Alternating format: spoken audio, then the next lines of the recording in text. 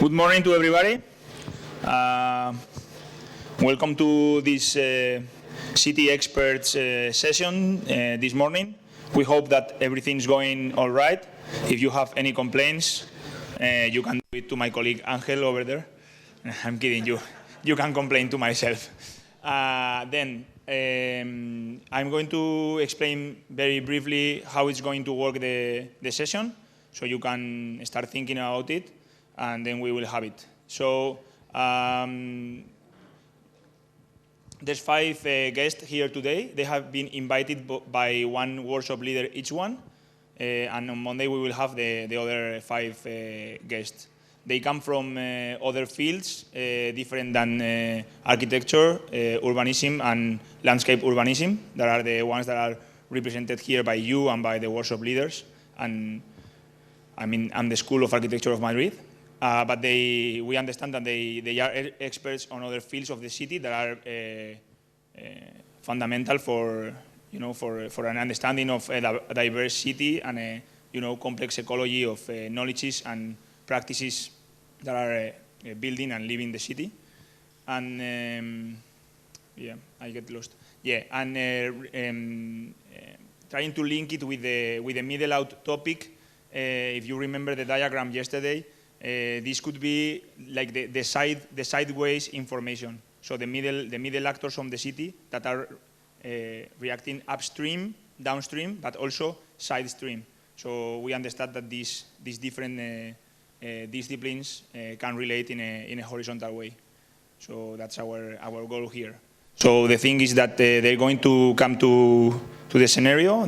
We will have a short presentation so you can get a glance of who they are and what are they working with, and then they will make a not short, but a precise presentation of 20 minutes.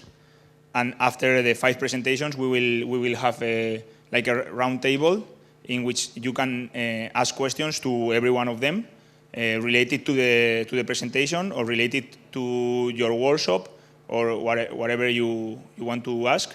And you can also ask to many of them, or just to make to express your thoughts or whatever. We want it to be as horizontal as possible, and I will be trying to not moderate it, but make it more dynamic if possible. But I'm guessing that with your energy it won't be necessary. So with that, we can start, and we welcome our first guest, Oscar Miravalles, that will be presented by Auxilio Vera Galvez.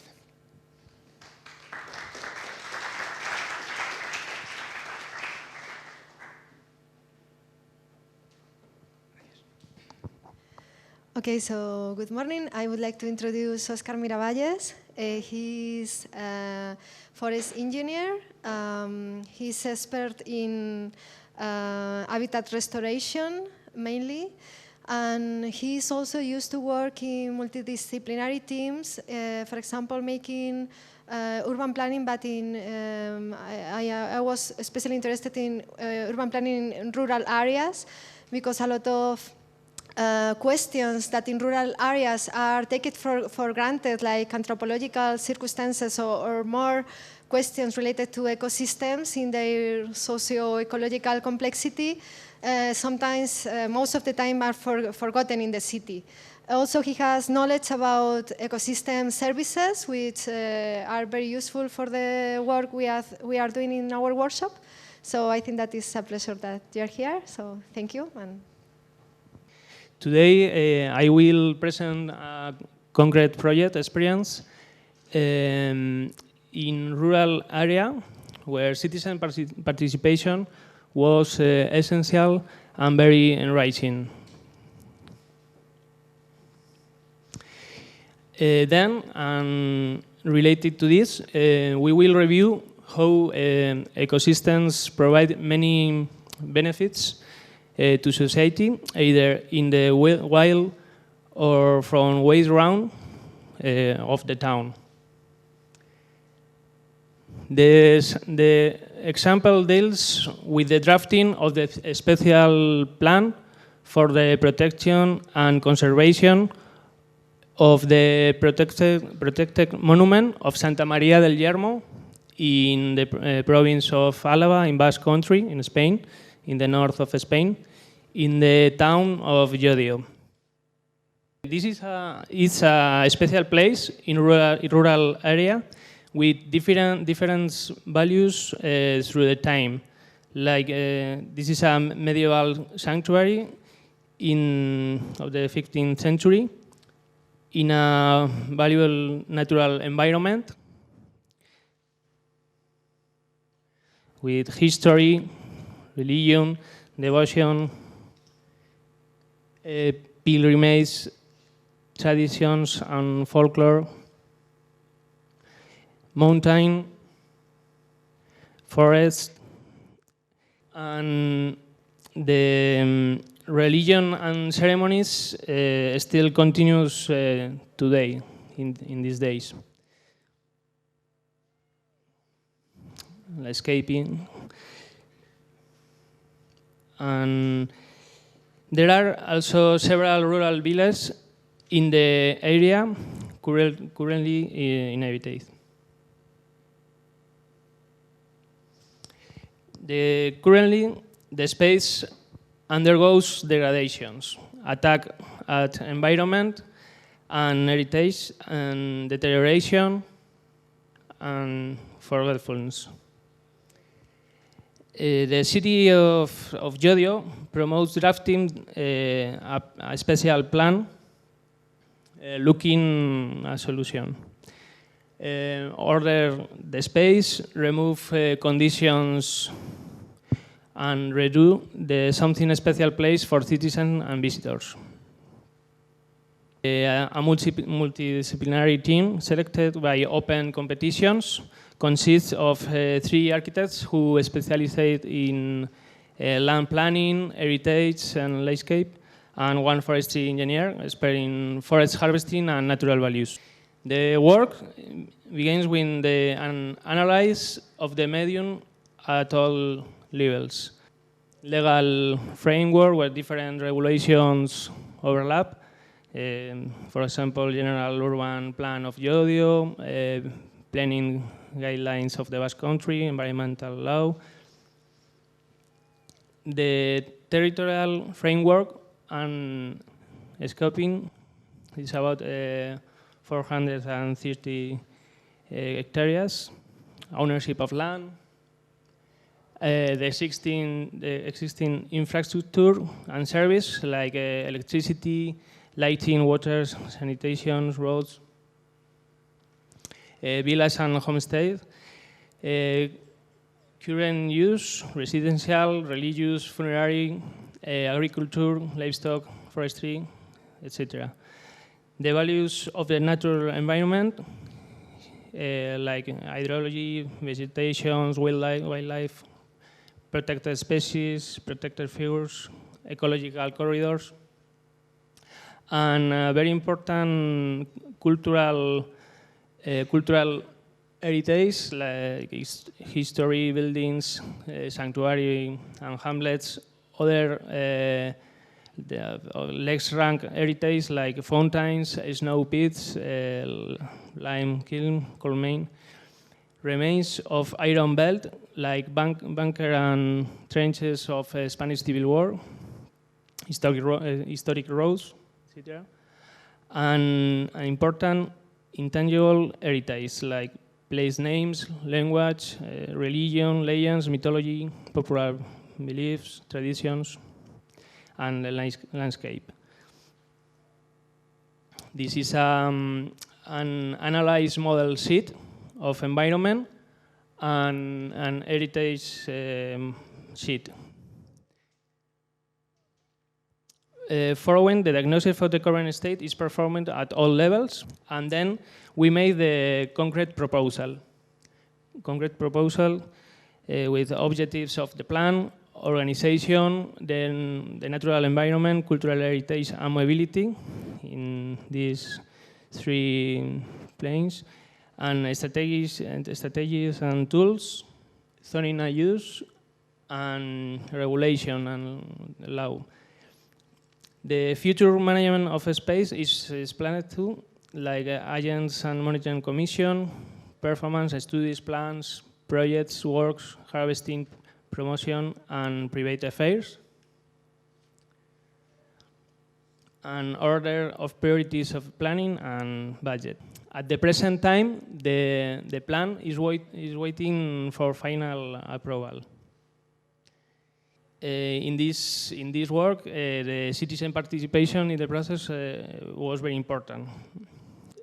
So this process, citizen participation, has been essential to get to know in depth all the values of the area and what the public expects of the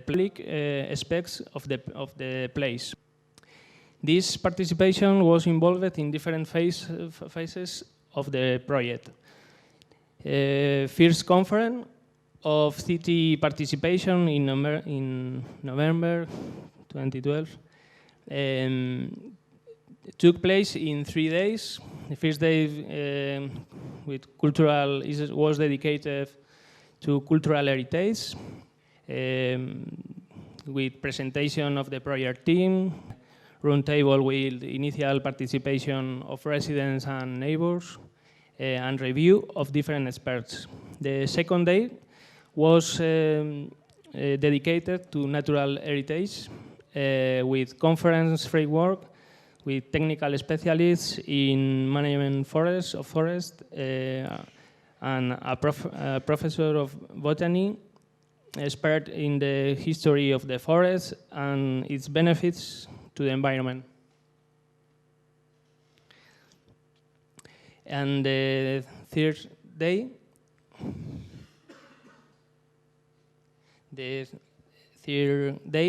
was dedicated to field visit and workshop with the public and neighbors.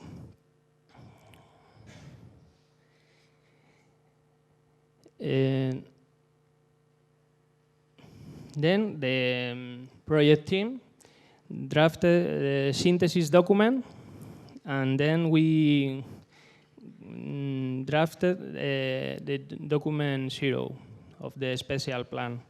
This document was distributed among the stakeholders before the next conference to their knowledge.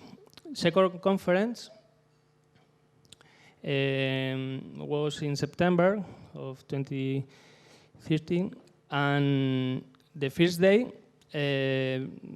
was about the core of the space. The project team present the plan how integrates the findings of the previous citizen participation, and the second day about the territorial scale. Then drafting of the synthesis document and conclusions, and then delivery to the city, the document 1 of the special plan. Then public exhibition, provisional approval, and final approval. And active citizen participation in development intervention after the special plan is very important for the neighbors feel the plan as their own since its inception. We think without the contributions of the neighbors would have been impossible to understand the full extent of the place, especially their intangible value, which remains in the collective imaginations through the years. Okay. An ideal model of develop in harmony is produced in biosphere reserves. Biosphere reserves are areas recognized internationally by the United Nations, representative terrestrial and marine ecosystems, which serves to promote harmonious integration of conservation of natural values and biodiversity alongside economic and human development and associated cultural values. promote sustainable development through participatory dialogue, knowledge sharing, reducing poverty, improving welfare, respect for cultural values, and resilience of society to change. Include the exploitation and sustainable development of the territory. This is an important thing. The well-preserved natural environment provides many benefits to society. The ecosystem service are those benefits that people receive from ecosystems in the form of service. They can be grouped into several blocks, like provision or supply, like wood, firewood, biomass, grazing, livestock, farm and agriculture, beekeeping, honey, hunting, fishing, collection of wild fruits, mushrooming, medicinal plants, water, minerals, wind and hydroelectric power. Other service of regulation, like air quality, fixation of CO2, climate regulation, temperature, humidity, wind, sunshine, flood control, low water regulation, erosion control, aquifer recharge, pest control, pollination, etc. Then we have a cultural service like nature tourism, adventure tourism, education value, scientific value, social value, and improving knowledge and sense of belonging to nature.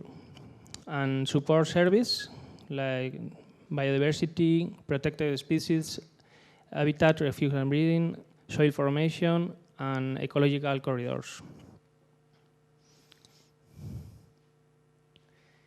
This is details of the production of ecosystem service,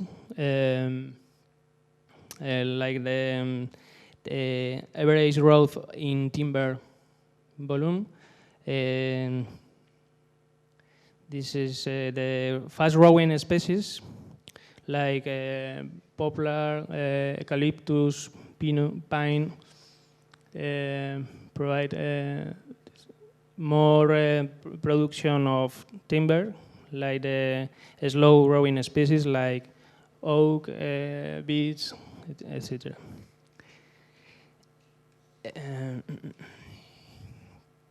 In Spain, forests currently absorb around 20% of annual total CO2 emissions. And the average CO2 emission of a resident in Spain are around 6 tons per year. Waste ground in the city of Madrid form a network. I think it is the other green infrastructure of the city. The city of Madrid appears composed of different elements like buildings, streets, squares, sidewalks, pavements. Interspersed are the parks, gardens, and trees. In a third plane, the waste ground, different areas without defined use, which have been left abandoned at least temporarily or are waiting to take a new use. Some samples of waste ground in the area of Madrid.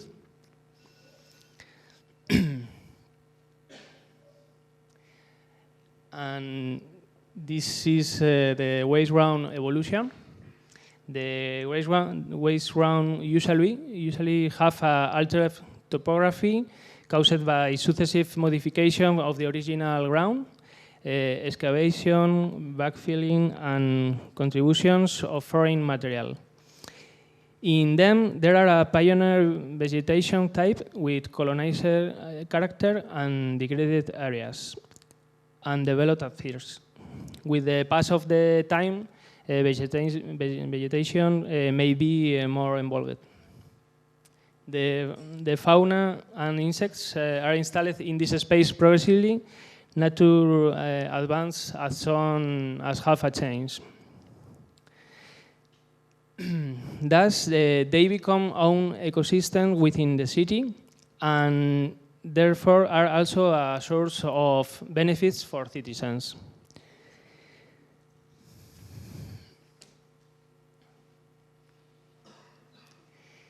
The city as a socio-ecosystems.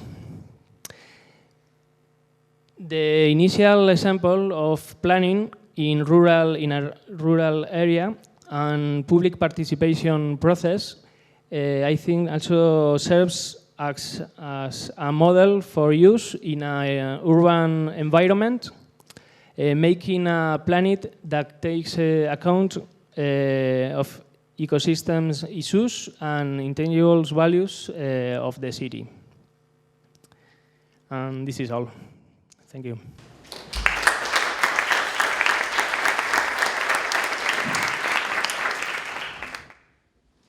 Thank you very much, Oscar, for the very inspiring presentation. Now we welcome Pedro Medina, that will be introduced by the workshop leader, María José Marcos. Thank you. I would like to introduce Pedro Medina.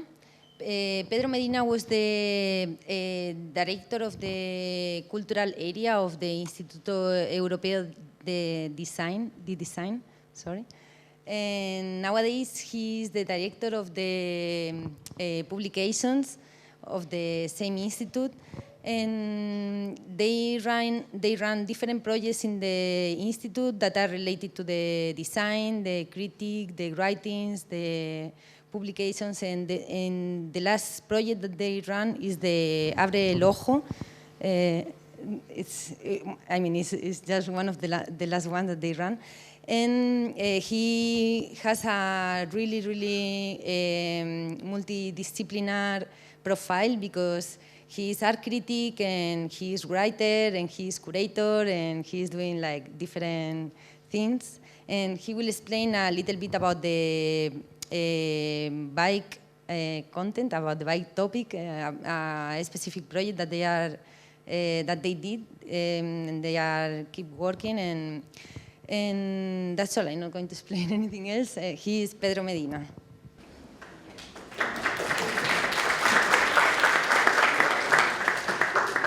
Thank you, María José.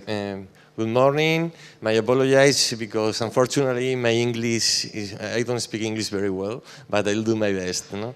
In any way, if you don't understand anything, please stop me. I'll repeat it in another way.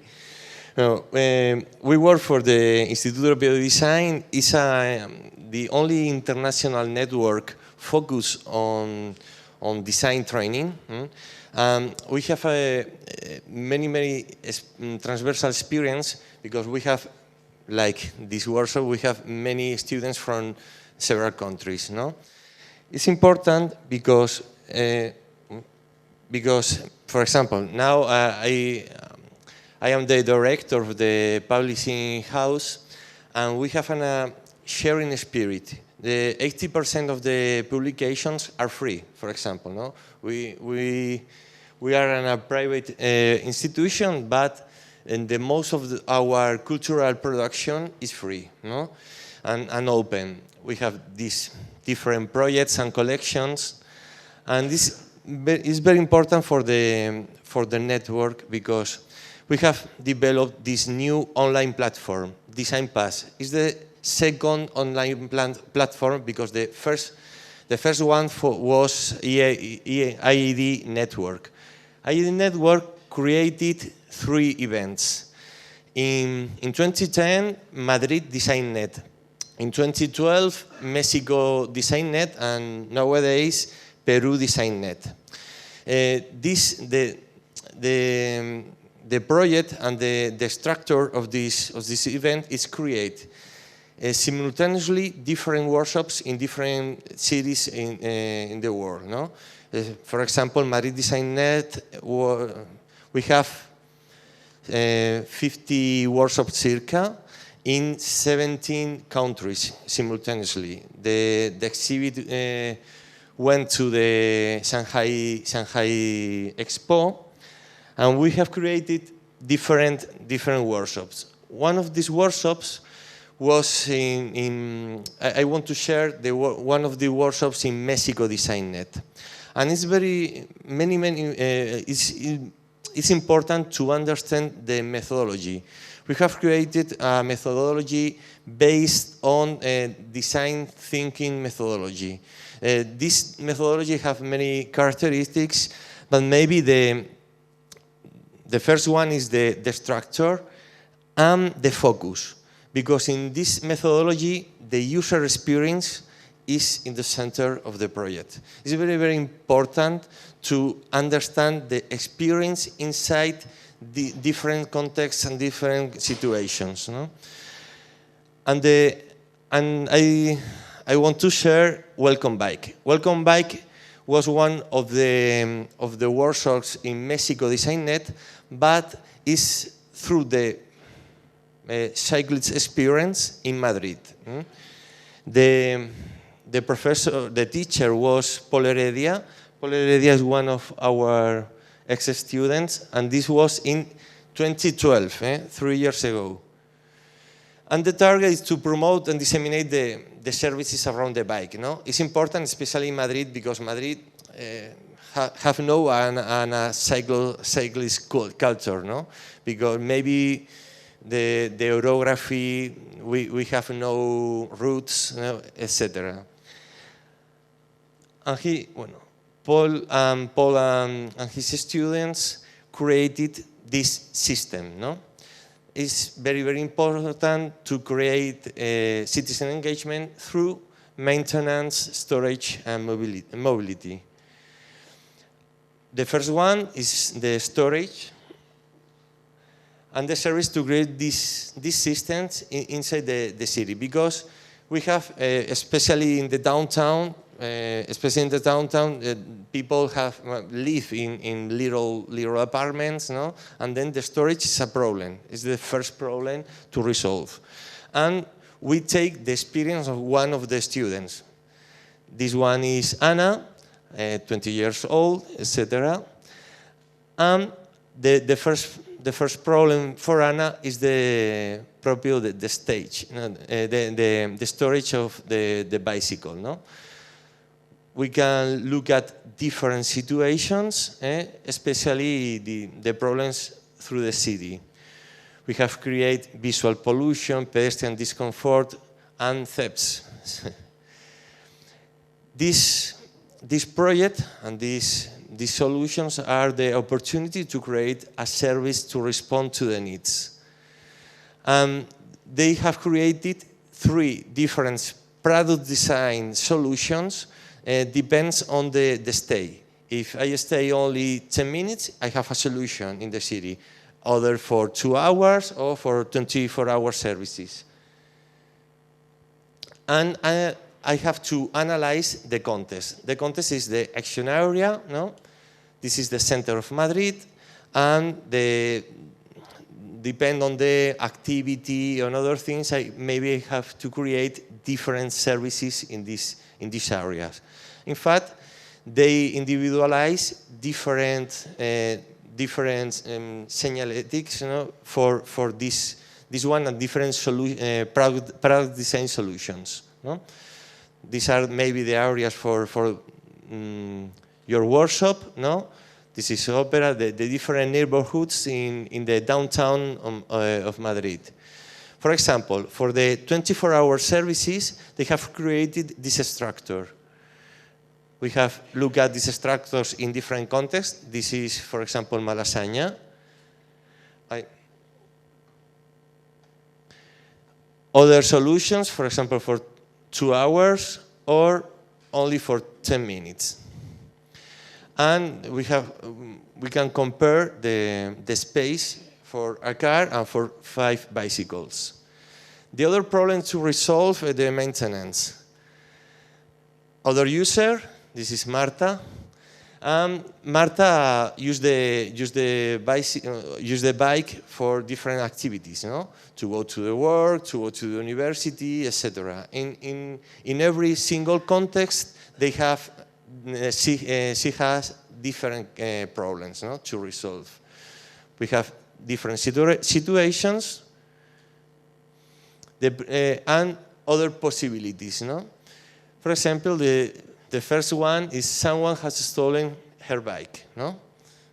Maybe, unfortunately, you have the same experience. And other different situations, no? Like the chain is out, the light doesn't work, etc. No?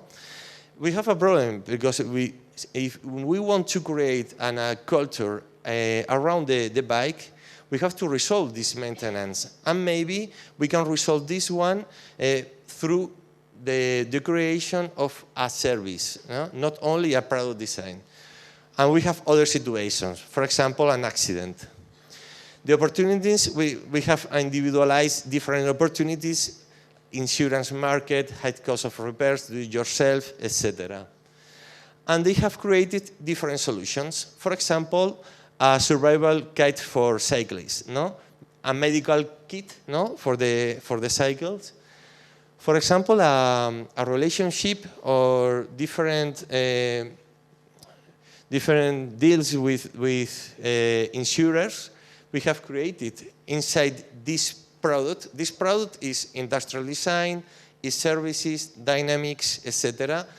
And maybe we have created a service for the user, not only a physical thing, but it's important in the design thinking methodology to think the whole process, not only a singular solution. No?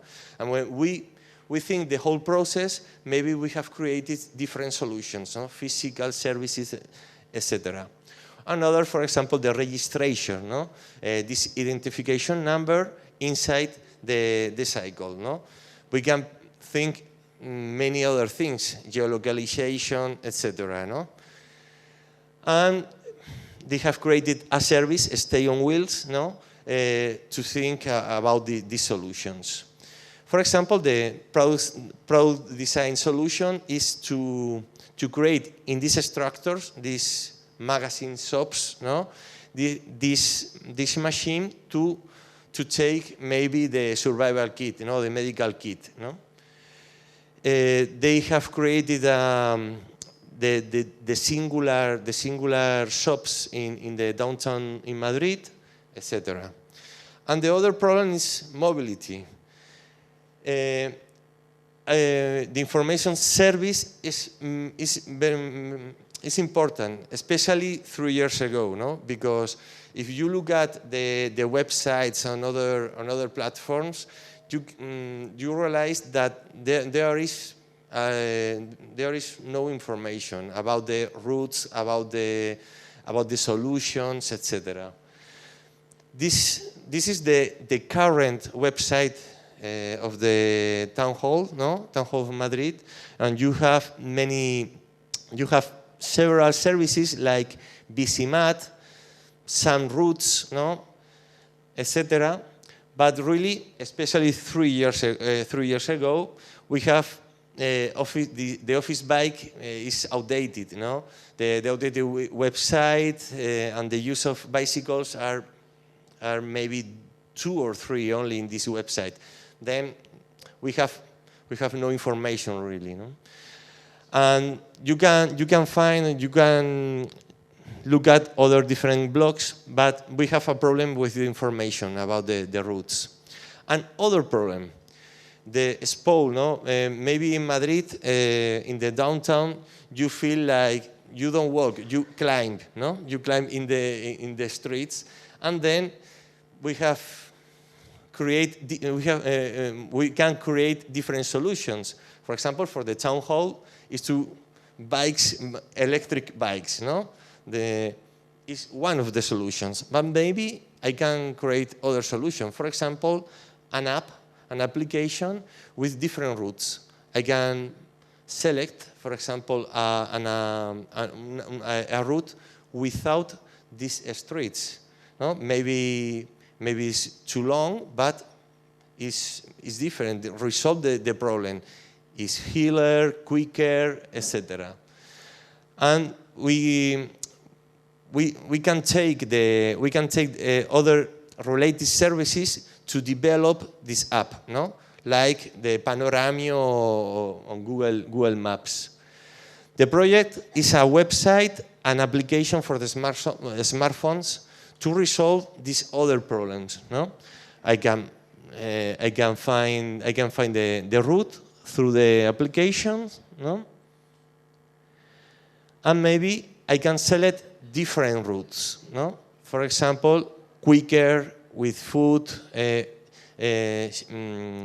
safer route, cleaner route, etc. Then it's not only a cycle, an electric bike. Excuse me, an electric bike. I can create other service and other dynamic to resolve the same problem.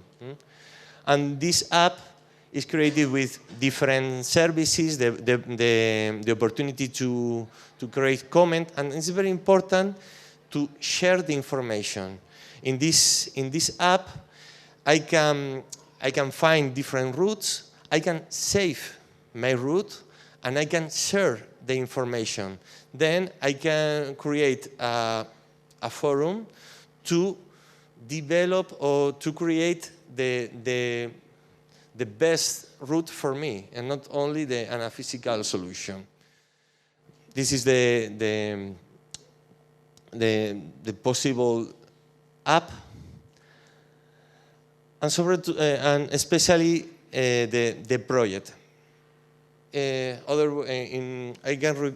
repeat the solution. It's not only product design solution. It's not only urban solution. I can create urban furniture, no, for the users to resolve the storage. But I can create this app with other services to think other way, another form to have an experience and to share the experience, no? To create the solutions. Maybe the electric bikes are the solutions, or this app, no? This app, these urban furnitures, these kits, no? And it's very, very important to think the user in the center of these solutions, and especially the whole project, and not only the map, not only the specific problem, but it's very, very important to think the system. And in the system, the singular elements have a function related the whole system, not only the single solution. Thank you.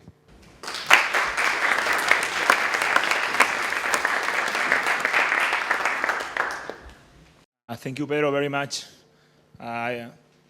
So far, it's great that we are having such a diversity in the presentations. I'm sure it will continue like this. Now, Iñaki from Paisaje Transversal will introduce Emanuele Pierobon. Well, Emanuele Pierobon, also known as Piero, he's a rock star. He plays bass. He's also a painter.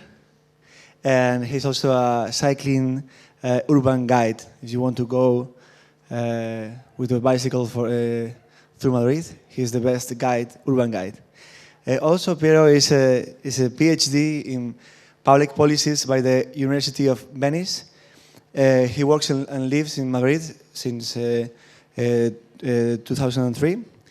He's an analyst of urban development strategies with a wide knowledge of the economical and sociological approaches to the urban dynamics. He's also an activist in different local networks, soft mobility, social participation improvement, regeneration of public space, and anti-gentrification strategies. Thank you, Pierre. Thank you.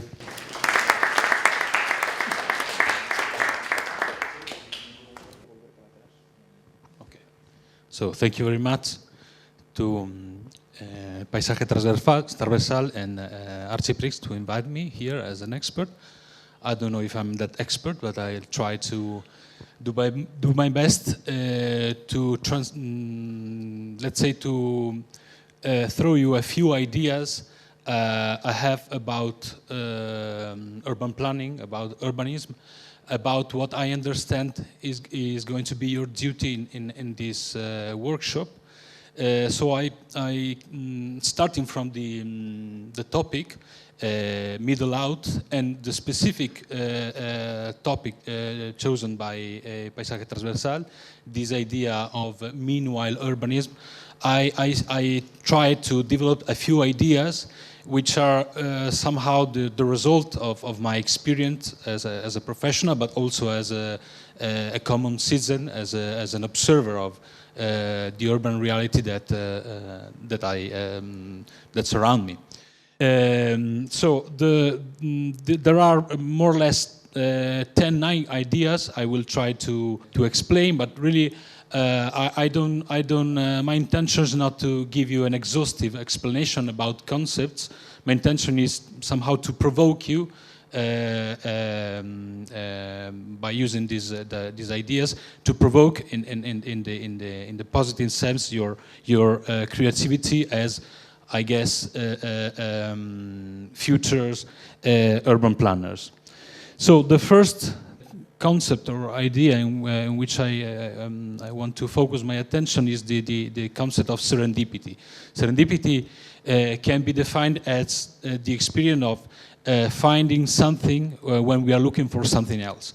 In the history of science, discovery there are plenty of examples of it. Penicillin and X-rays, etc. So I took this concept and talking about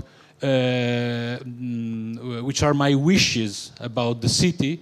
I believe that a good city is the one, or city should be the place of serendipity. So places where things happen to everybody, and the more things happen, the more chances we have as citizens to get advantage of the city and get pleasure, get knowledge, get learning, get socializations, etc. So I thought that this could be a quite suggesting picture. You see, the picture is about a street, maybe in a working class neighborhood. We don't know.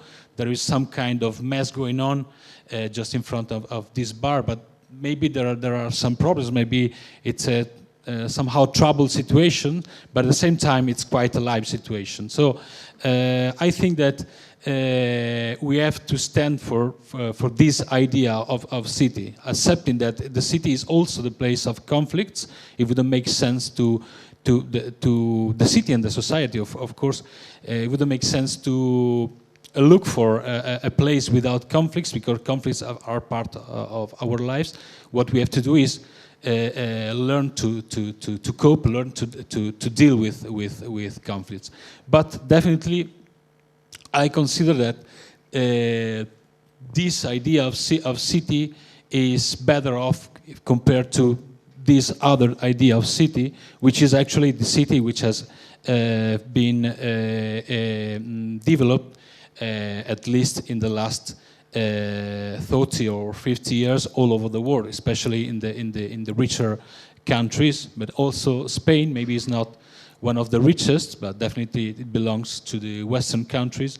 This is the main urbanism that have been developed in the last at least 15 years. So I'm not talking about aesthetic. I'm talking about concepts like density. In a way, density can favor chances of serendipity. If we live closer and if we live mixed, and if we also accept a certain grade, a certain level of disorder. Probably most of us have a bad concept of disorder, but also disorder is somehow necessary, and we have to learn how to work with it, how to deal with it. Once again, like I said before about conflicts. There is actually a very interesting work by sociologist Richard Sennett. The title is "Use of Disorders and Uses of Disorder," and I suggest you this book. The other two ideas are, I already anticipated, talking about density, the idea of proximity and connectivity or connection. I would say that talking about an example, sustainability. It's a word that nowadays everybody is talking about sustainability. But at the end of the day, I would summarize the idea of sustainability with the idea of proximity. I believe that in 90%, what proximity means in not only in environmental terms, but also, or mainly in social terms, can give as an output higher levels of sustainability. And this idea starts from here I quote the famous sentence of Hobbes about society, homo homini lupus in Latin. So Hobbes, who is actually a philosopher from the 17th century, who was the first one who theorized about the importance of central state government, starting from the idea that the society is the place of conflict, and so the state has to be created, has to intervene to put order within the society and make things working properly. But actually, if we look at reality in normal conditions, people like stay with people like share their time with people, dancing, having parties in the streets, especially here in Spain or Madrid, and all over. So if we start from that idea of the society, which is a positive vision of the society, we should do our best in order to create cities, urban environments in which togetherness, the possibility of staying together and taking advantage of staying together is one of the main goals. And talking about this, I would also add that if we don't work in this way, if we keep on separating people according to their race or sexual preferences or religion or whatever, at the end of the day, we have a higher chance to create or to rise a number of fears, urban fears, most of them without rational reasons of being. So just like in, that's why I put this image from horror movies from the 70s. As you know, in the best horror movies, you never see the bad guy. And that's why they are the best, because you can't put face to the bad guys, to evil, so you can't compare the nature of evil with your nature, and you have no way to understand the reasons of evil, and that is what really scared you. And I think that in the extent we keep on creating this kind of city, of urban environment in which people tend to be separated according to maybe their economical level, but later religion or sexuality or whatever, we are increasing that culture of fear, because we tend to fear mostly what we don't know, what is not part of our everyday experience. If I meet you every day, maybe I don't like you, maybe I don't share your ideology, but definitely I will learn something very important, that I'm not in danger. You are different from me. We don't have to be friends. but we can live together.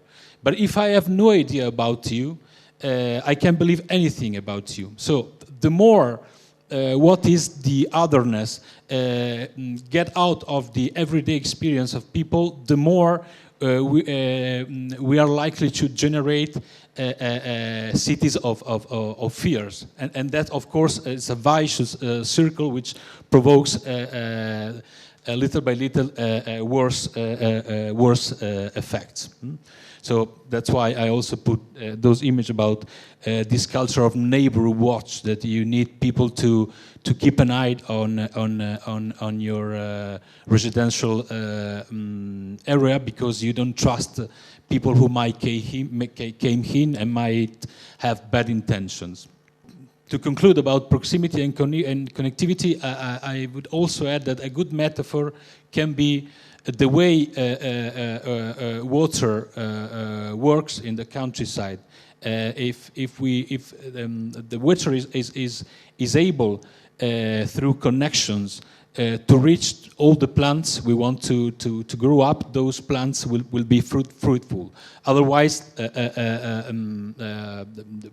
plants will dry out and won't give any fruits. And I think in the city, the same happened with people. People is somehow the water of a city. People is what make urban areas fruitful. That's why we need to connect as well as possible, and for very different kind of means, not only cars but bicycle, pedestrians, etc. All the areas that compose the urban environment. And well, this is this could be an example of what I'm talking about. Looking at Madrid, this is a picture of the Madrid Rio, the project that started almost 10 years ago, actually 10 years ago. There have been a lot of criticism about this project because the very big expense it supposed, etc. But I think that there are also good things we have to say about this project. If we look at what was that area of the city, we are close to the Manzanares River in the past. So 10 years ago, that area used to look like that. So very fragmented area, separated without connections. Of course, the creation of this green corridor allows, it's a healthy place, you can make sports, etc. But beside that, the fact that people is now circulating along about 70 kilometers, it can totally change the face of that area of the city that in the past used to be a quite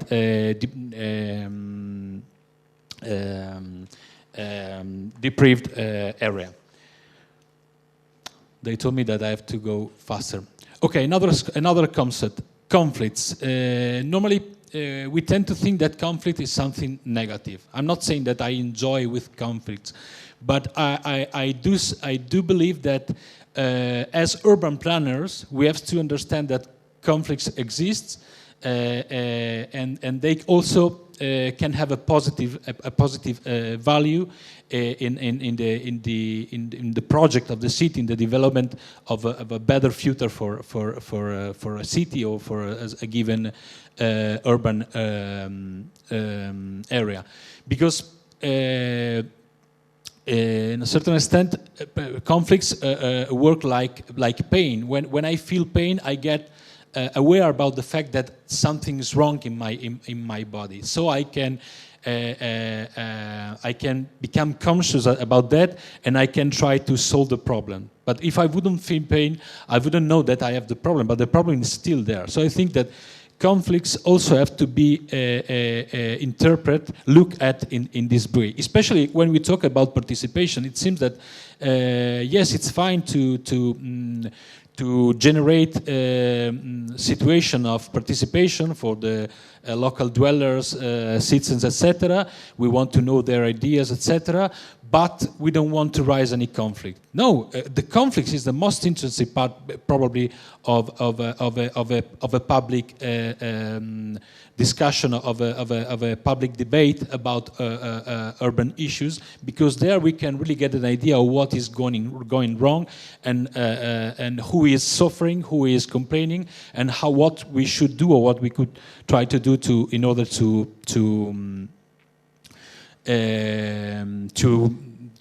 improve that situation. So I invite you to make this kind of interpretation of conflicts. Otherwise, if we just turn our side apart, conflicts will become bigger, and probably will provoke bigger problems. So there are already many techniques talking about participation. I think Paisaje Transversal is working in that line. This is a case of the so-called planning for real method, which is a methodology in order to get neighbors or different stakeholders around a table and make them discuss about that city, that portion of the city, that neighborhood could be figure out, and make them somehow play, and then discussing, debating the different options.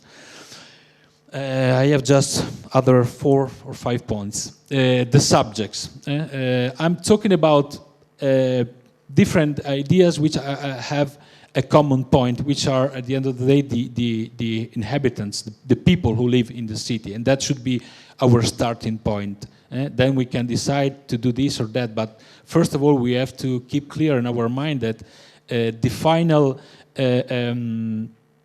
objective is to improve the condition of people in the city. But who are the people? Who is the citizen?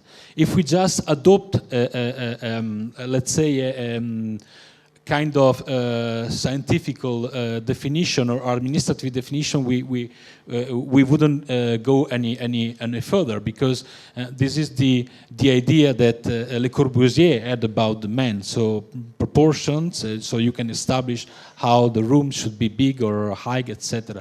But no, we don't look like this. We look like that. So we are very different.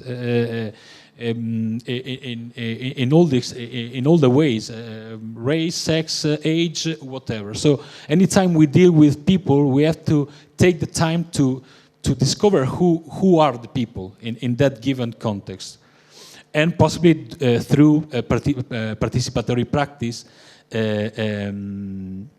etc. On the other hand, talking about people, talking about who is going to be the subject of our action as planners, we also have to wonder.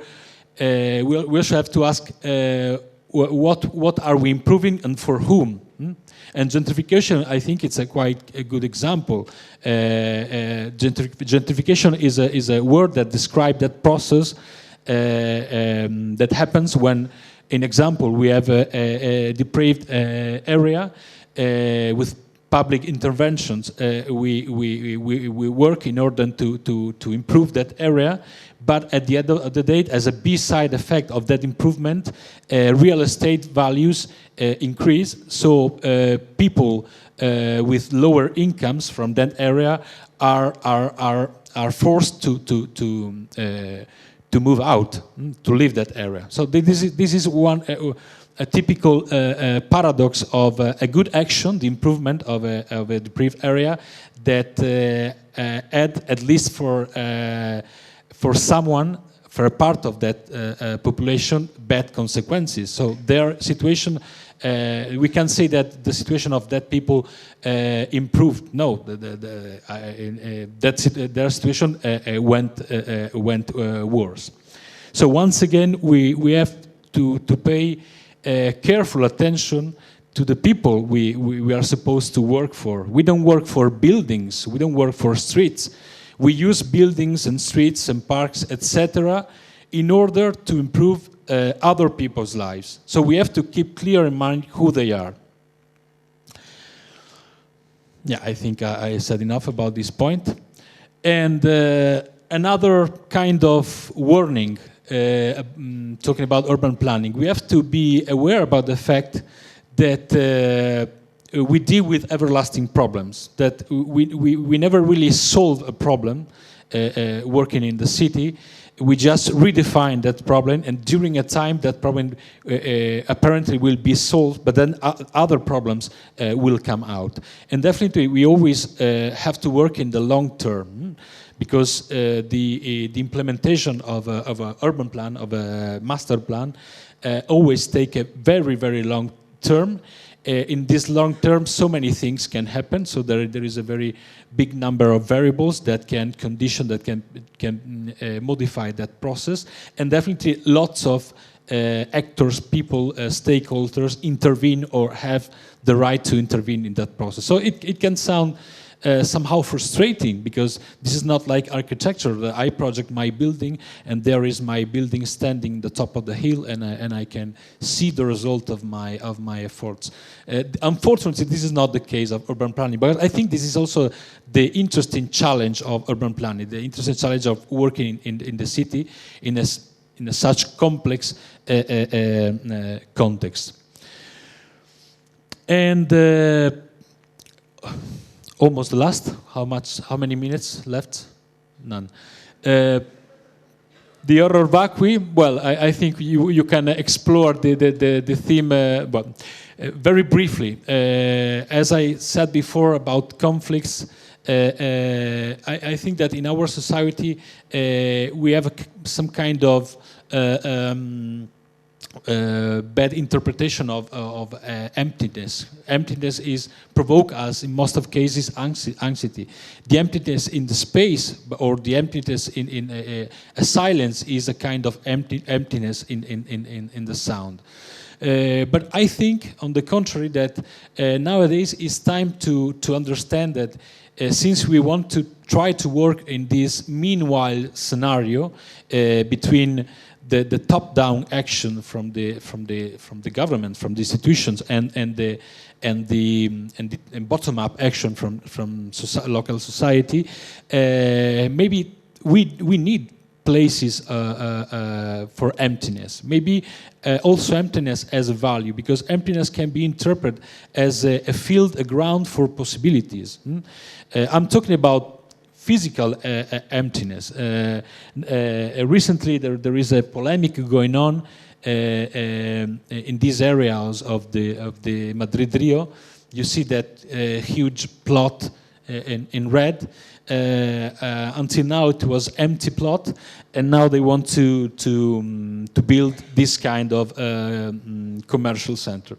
So beyond the fact that, beside the fact that personally, I think this is not a good idea, especially if we think about all the small shops of this area, which is characterized by that pattern of commercial areas. So I believe that this would be an unfair competition. But beside that, I think that here and there, city needs also to preserve spaces of emptiness, where ephemeral, temporary uses can take place. I'm not saying that there shouldn't be any use of it. I'm not saying that we should stare at emptiness.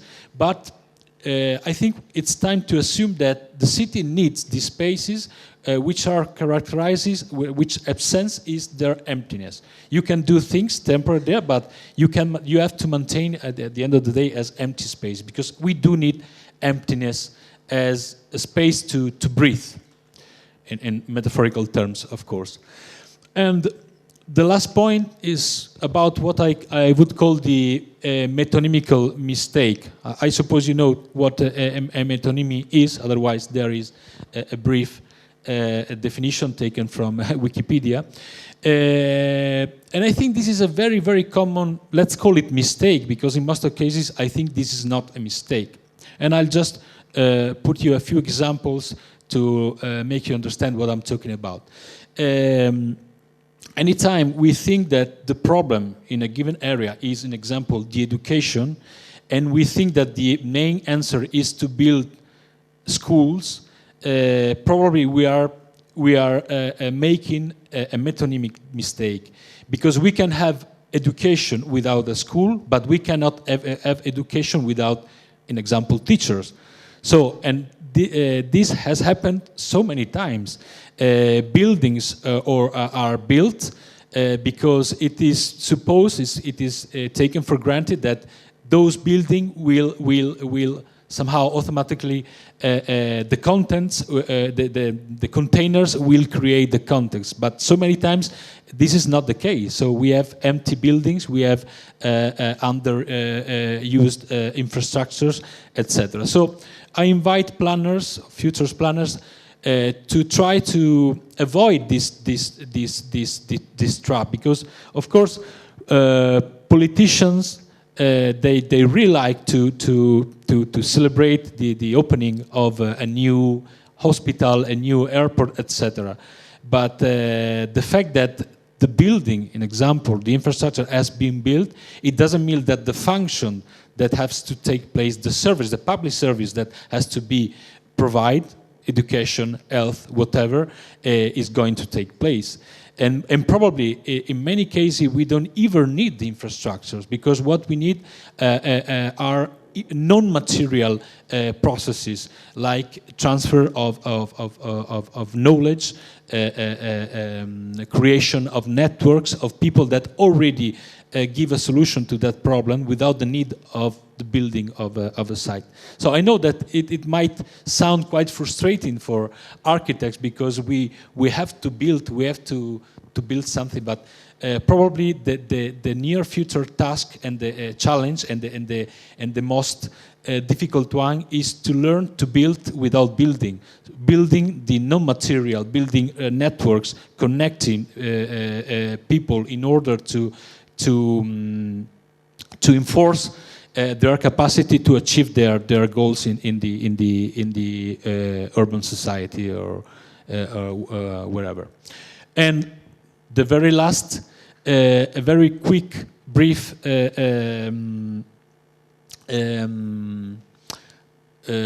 reasoning about the shifting that I think is taking place in our society from ownership to sharing.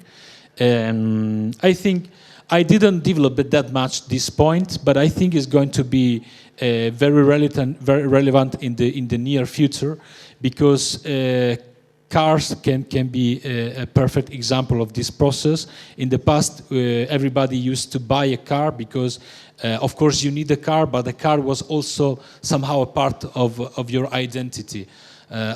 With my car, I feel someone. But nowadays, citizens are changing their mentality, and they understood that if you need to move from one point to another, you don't need to own the mean that you will use as a car. You can perfectly hire it, you can share it, etc. So I think that car sharing, an example, this practice of interchange of homes for holidays, copyleft, all these are elements of this new culture of sharing that sooner or later will also have consequences in the spatial consequences in the organization of the territory and of the city. And so we should, as planners, we should start to think about it, start to think how the management of certain spaces, areas or services could change in order to become more flexible, in order to promote mixed use, in order to increase the efficiency in the use of the city and all their components. I don't have the time to make comments about all different projects, but these are small projects in Madrid. We took place from bottom-up initiatives from local communities, which have all they have different elements of these 10 or 9 points that I tried to explain. And that's all. Thank you very much.